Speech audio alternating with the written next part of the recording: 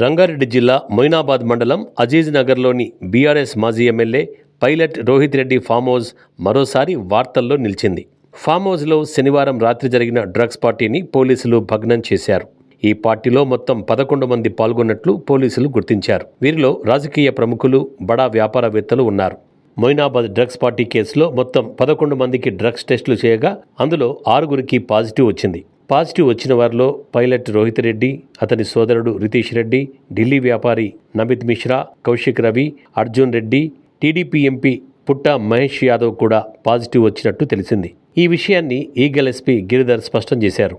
11 మందిలో 6గురికి పాజిటివ్ వచ్చిందని ఆయన తెలిపారు. సిమ్లా నుంచి కొకైన్ తీసుకొచ్చారన్నారు.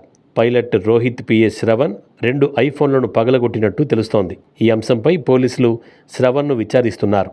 మొయినాబాద్ ఫామ్ హౌస్లో జరిగిన కాల్పులపై ఈగల్ టీం కీలక వివరాలు వెల్లడించింది. ఫామ్ హౌస్ను ముట్టడించిన సమయంలో లోపల నుంచి పోలీసుల వైపు కాల్పులు జరిగినట్టు తెలుస్తోంది. వెంటనే లోపలికి ప్రవేశించి పరిస్థితిని అదుపులోకి తెచ్చారు. గాల్లోకి కాల్పులు జరిపి హంగామా సృష్టించిన నమిత్ శర్మ అనే వ్యక్తిని పోలీసులు గుర్తించి వెంటనే అరెస్ట్ చేశారు. రోహిత్ రెడ్డి ఆదేశాలతోనే ఈ కాల్పులు జరిగినట్టు సమాచారం. రాష్ట్రంలో సంచలనం సృష్టించిన మొయినాబాద్ డ్రగ్స్ కేసులో ప్రధాన నిందితులుగా ఉన్న మాజీ ఎమ్మెల్యే పైలట్ రోహిత్ రెడ్డితో పాటు రితేష్ రెడ్డి, నమిత్ శర్మలకు కోర్టు 14 రోజుల రిమాండ్ విధించింది. మిగిలిన 8 మందికి స్టేషన్ బెయిల్ లభించింది. నిన్న అర్ధరాత్రి వరకు కొనసాగిన విచారణ అనంతరం ఉప్పరపల్లి కోర్టు న్యాయమూర్తి నిందితులకు రిమాండ్ విధిస్తూ ఉత్తర్వులు జారీ చేశారు. దీంతో పోలీసులు వారిని కట్టుదిట్టమైన భద్రత నడుమ చెంచలగూడ జైలుకు తరలించారు. అయితే ఈ కేసు దర్యాప్తును మరింత వేగం చేసేందుకు పోలీసులు సిద్ధమవుతున్నారు. మొయినాబాద్ డ్రగ్స్ కేసులో ఏలూరు ఎంపీ పుట్ట మహేష్ పేరు బయటకు రావడంతో ఈ వ్యవహారంపై పూర్తి నివేదిక సమర్పించాలని ఏపీ ముఖ్యమంత్రి చంద్రబాబు ఆదేశించారు. ఈ విషయాన్ని తీవ్రంగా పరిగణించిన ఆయన పార్టీ రాష్ట్ర అధ్యక్షుడు పల్లా శ్రీనివాసరావుకు విచారణ చేపట్టి నివేదిక ఇవ్వాలని సూచించారు. పుట్ట మహేష్పై వచ్చిన ఆరోపణలని సీఎం సీరియస్గా తీసుకున్నారని, ఇప్పటికే పార్టీ కార్యక్రమాలకు దూరంగా ఉండాలని ఆయనకు అధిష్టానం సూచించినట్టు సమాచారం. ఈ ఘటనకు సంబంధించి మహేష్కు నోటీసులు జారీ చేయాలని కూడా పల్లా శ్రీనివాసరావును చంద్రబాబు ఆదేశించారు. డ్రగ్స్ వంటి ఘటనల్లో ఎట్టి పరిస్థితుల్లో ఉపేక్షించబోమని చంద్రబాబు స్పష్టం చేశారు. వ్యక్తిగత బలహీనతలు లేదా తప్పుల కారణంగా పార్టీ ప్రతిష్ట దెబ్బతినే పరిస్థితి రావద్దని ఆయన నేతలకు సూచించారు.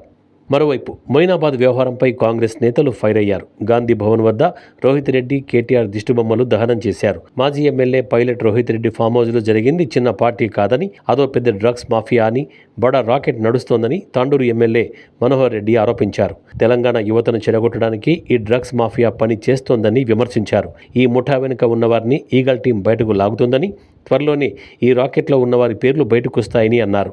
ఆదివారం గాంధీ భవన్లో ఆయన మీడియాతో మాట్లాడారు. రోహిత్ రెడ్డి వ్యవహారం సభ్య సమాజం సిగ్గుపడే విధంగా ఉందని ఆయన అన్నారు. తెలంగాణలో డ్రగ్స్ మాఫియాను కూకటి వేళ్లతో పెకిలించేలా అందరూ సహకరించాలని కోరారు. రోహిత్ రెడ్డి వ్యవహారంపై బీఆర్ఎస్ నేతలు సమాధానం చెప్పాలని ఆయన డిమాండ్ చేశారు. అటు కేటీఆర్తోనే తెలంగాణలో డ్రగ్స్ కల్చర్ వచ్చిందని, రోహిత్ రెడ్డి వ్యవహారం మరోమారు రుజువైందని కాంగ్రెస్ ఎమ్మెల్సీ బలుమూరి వెంకట్ అన్నారు. ఈ ఘటనపై కేటీఆర్ స్పందించాలని, ఇప్పటికైనా తన తప్పును ఒప్పుకోవాలని ఆయన డిమాండ్ చేశారు. అటు ఈ అంశంలో తన పేరు ప్రస్తావించడంపై బీఆర్ఎస్ కార్యనిర్వాహక అధ్యక్షుడు కేటీఆర్ తీవ్ర ఆగ్రహం వ్యక్తం చేశారు. డ్రగ్స్ వివాదాల్లో తన పేరు రాజకీయ ప్రయోజనాల కోసం పదే పదే లాగుతున్నారని, ఎలాంటి ఆధారాలు లేకుండా తన పేరు ప్రస్తావిస్తే ఊరుకోనున్నారు. అటు ఈ వ్యవహారాన్ని ప్రజలు కూడా అసహించుకుంటున్నారు. ధనమదంతో బరితెగిస్తున్నారని మండిపడుతున్నారు. సభల్లో నీతులు వల్లించే నాయకులు తెరచాటున చేస్తున్న గలీజ్ పనులపై చీకొడుతున్నారు. వీళ్లకా ఓటు వేస్తున్నామని తమను తామే నిందించుకుంటున్నారు. ప్రజలకు ఎలాంటి సందేశం ఇస్తున్నారని విమర్శిస్తున్నారు.